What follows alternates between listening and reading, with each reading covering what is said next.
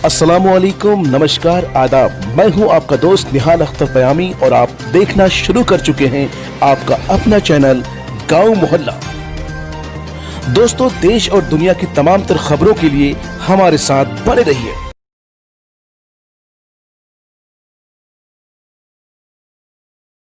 स्वागत है आपका गांव मोहल्ला के इस खास बुलेटिन में, जहां आपको बिहार के साथ साथ देश और दुनिया की तमाम बड़ी खबरों से कराएंगे रूबरू।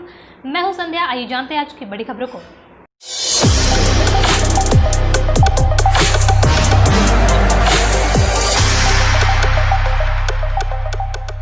बिहार को शुक्रवार को पहला अंतर्राष्ट्रीय बस अड्डा मिला। करीब 25 एकड़ में फैले इस 5 मंजिले बस स्टैंड का उद्घाटन शुक्रवार को मुख्यमंत्री नीतीश कुमार ने किया।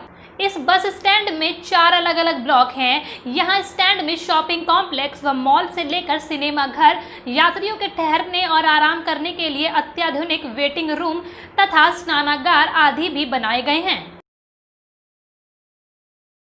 चिराग के लिए मुश्किलें खड़ी कर सकते हैं नीतीश।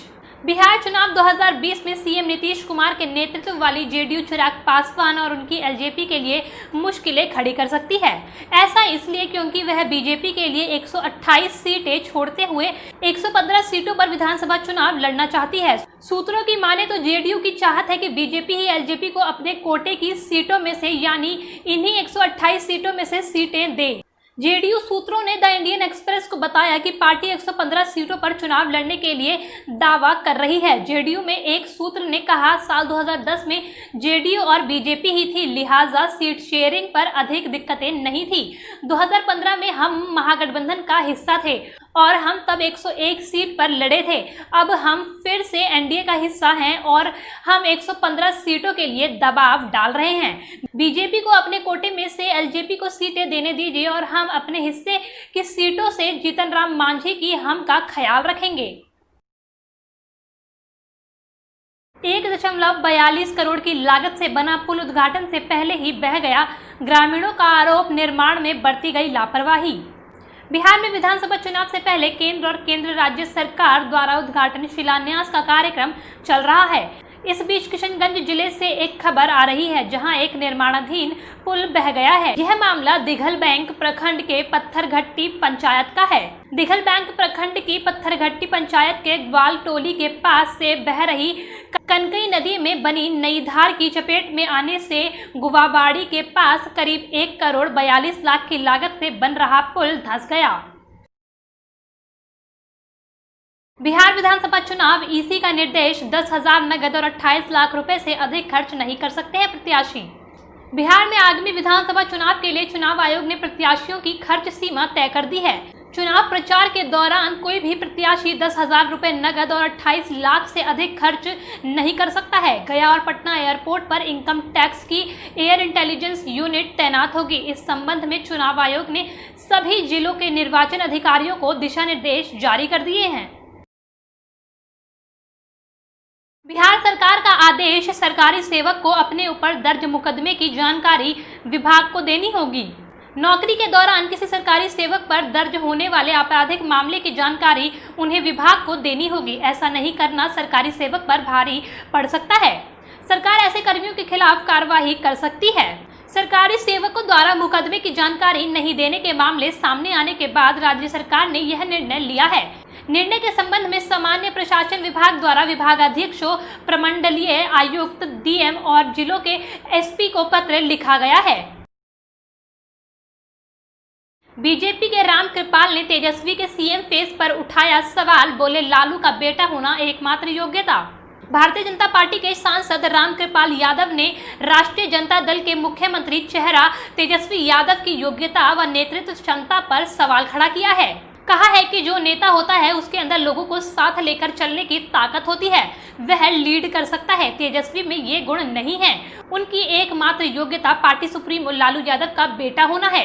राम कृपाल यादव ने राष्ट्रीय जनतंत्रिका गठबंधन एनडीए में किसी समस्या से इनकार किया तथा आगामी विधानसभा चुनाव में इनकी जीत को तय बताया। बिहार में लालू की पार्टी आरजेडी के विधायक ने सुशांत सिंह राजपूत की जाति पर उठाए सवाल। बॉलीवुड एक्टर सुशांत सिंह राजपूत के मामले को लेकर सियासत तेज होती जा रही है। अब आरजेडी विधायक अरुण यादव ने दिवंगत अभिनेता सुशांत सिंह राजपूत पर विवादित बयान देकर सियासत को गरमा दिया है। उनके बयान से बिहार का सियासी पारा भी चढ़ता जा रहा है। उनके बयान के बाद बीजेपी और जेडीयू ने पलटवार करते हुए आरजेडी विधायक अरुण यादव से माफी मांगने को कहा है। हम तो कहते हैं राजपूत में था पहले, बुरा मत मानिएगा। पहले राजपूत महाराणा प्रताप का संतान गला में डोरी बांध करने मर सकता है पहले।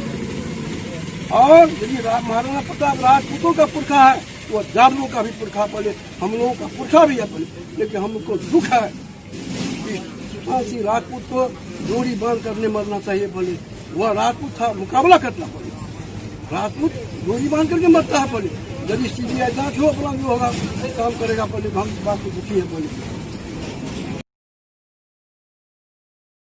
झारखंड में बेरोजगारी बड़ी समस्या और चुनौती, प्रलय के बाद नई सृष्टि के निर्माण का वक्त। झारखंड विधानसभा के मानसून सत्र के पहले दिन स्पीकर रविंद्रनाथ महतो ने अपने भाषण में नोवल कोरोना वायरस की महामारी और राज्य में बेरोजगारी का जिक्र किया।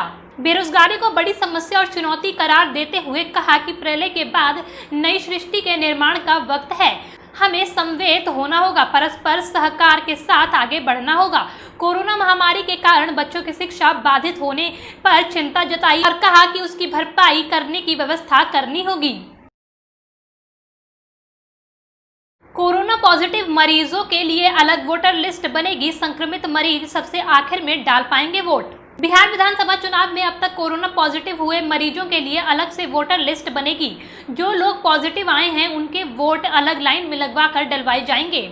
इसके अलावा कोरोना के लक्षण वाले व्यक्ति भी अलग लाइन में लगेंगे। कोरोना पॉजिटिव मरीजों को सबसे अंत में वोट डालने का मौका मिलेगा। बिहार विधानसभा चुनाव के लिए इलेक्शन कमीशन ने शुक्रवार को गाइडलाइंस जारी कर दी है। प्रत्याशी 10,000 नगद और 28 लाख से ज्यादा खर्च नहीं कर सकते हैं।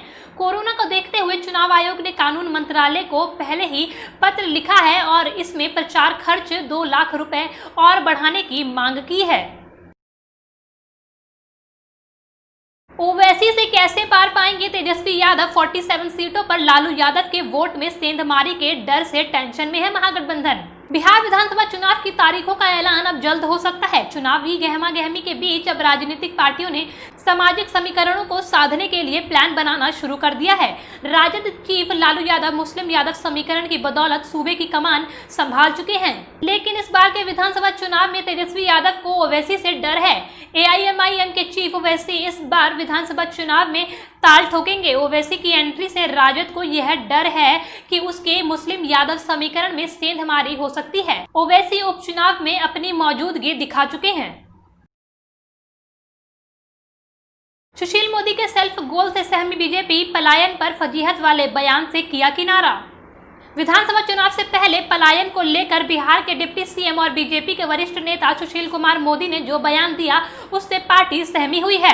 दरअसल भारतीय जनता पार्टी के बड़े नेताओं को सुशील मोदी का यह बयान सेल्फ गोल लग रहा है, पर यही वजह है कि बीजेपी के राष्ट्रीय प्रवक्ता संबित पात्रा ने सुशील मोदी के बयान पर कुछ भी कहने से इनकार कर दिया है। केंद्र की नरेंद्र मोदी सरकार की उपलब्धियां गिनाने के लिए पटना पहुंचे संबित पात्रा ने सुशील मोदी के बयान पर चुप्पी साध ली।